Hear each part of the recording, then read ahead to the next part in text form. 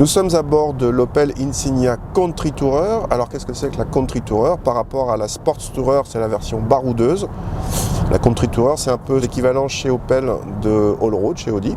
Qu'est-ce qui fait que cette version est baroudeuse? Déjà, il y a une garde au sol surélevée de 25 mm, il y a des protections de soubassement, et sur cette version, on a une transmission intégrale. Et évidemment, on a les incontournables attributs stylistiques des baroudeuses, c'est-à-dire les protections avant et arrière, les protections de passage de roue et les protections de bas de caisse.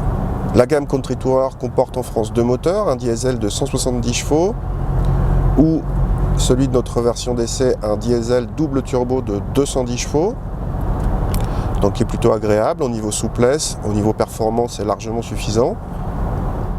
Ce diesel 210 chevaux à double turbo, il est obligatoirement associé à une transmission intégrale et une boîte auto à 8 rapports. C'est la première fois chez Opel qu'on a une boîte auto à 8 rapports.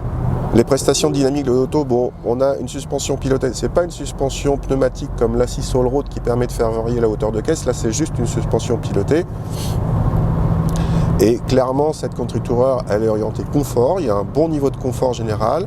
Pour le dynamisme, même en position sport, ça reste un compromis plutôt tranquille. La voiture est très saine, il n'y a pas de problème. Mais clairement, on ne va pas acheter la Country Tourer pour le plaisir de conduite dynamique. À l'intérieur, il n'y a rien qui distingue une Country Tourer d'une Sport Tourer normale. On a une bonne qualité de présentation globale. Il y a quelques petits ajustages qui ne sont pas parfaits, mais globalement, la qualité de présentation est tout à fait correcte pour la catégorie. Il y a quand même un gros point fort de la voiture, c'est son espace intérieur. On a une bonne habitabilité à l'arrière. Et au niveau du coffre, on est à 560 décimètres cubes, c'est-à-dire qu'on est au même niveau qu'une série 5 Touring ou qu'une Audi A6 Allroad. Et la voiture étant très longue, elle atteint 5 mètres. On peut même charger sans rabattre le siège passager avant, on peut charger un objet de 2 mètres de long.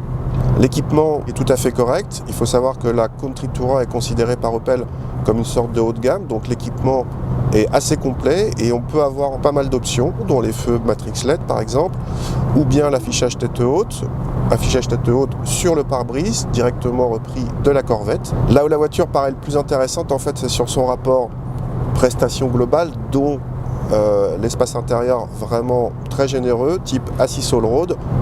Sauf qu'une Assist Allroad avec un TDI 190, c'est à plus de 55 000 €. Alors que là, cette Country Tourer avec son diesel de 210 chevaux, sa boîte auto, sa transmission intégrale et déjà pas mal d'équipement, elle est à 45 000 €. Mais, il y a un gros mais, elle est homologuée à 191 grammes par kilomètre de CO2, ce qui engendre un malus écologique de 10 000 €. C'est énorme à ce niveau de gamme. Autant dire que cette version est vraiment condamnée. On n'en verra quasiment pas et on verra que des 170 chevaux de roue motrice. Dommage.